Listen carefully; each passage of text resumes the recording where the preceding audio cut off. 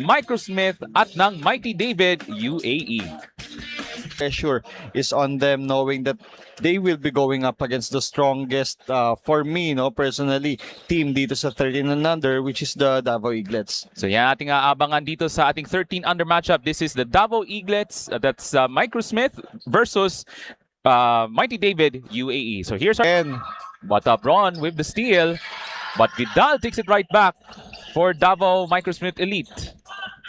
Okay lang, basketball ulit tayo.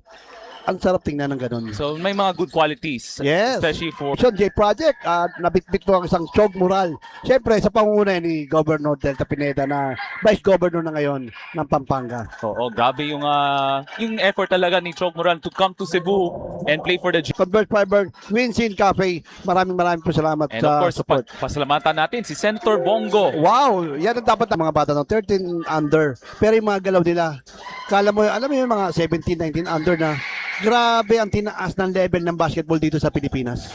Ikot na, may mga dribble na mga ganda. Oo. So yung approach of the game, Yes. grabe yung karanasan ng mga bata from the Davao Microsmith Elite. They had their exposure playing internationally overseas. Totoo yun. Ito, yung Davao Eaglet na to, para itong mga bisita natin international. Dumadayo rin sila sa iba-ibang bansa. Actually, kagabi, may game sila sa Magnum. Inimbitahan sila ng Vice President natin na si Eric Quintana.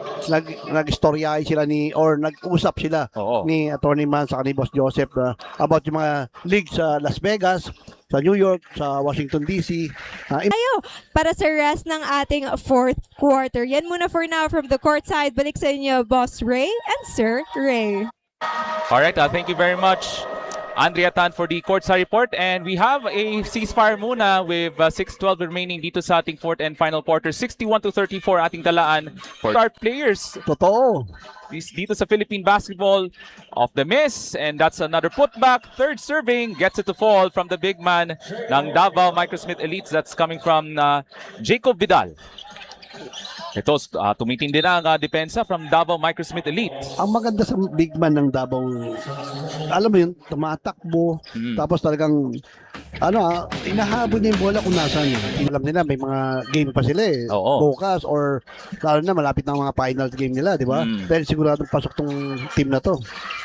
Just in Sa boxing, parang ang naglalaban, Mike Tyson Mike Tyson, Muhammad Ali, ano?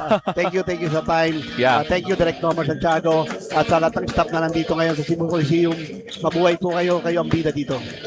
Final score this afternoon is 83-43. Davao Eaglets Microsmith Elite win this one by a huge margin. Thanks. Kailangan nyo pang i-improve as a team as we head into our playoffs. Yung mga kailangan namin i-improve is defense and communication.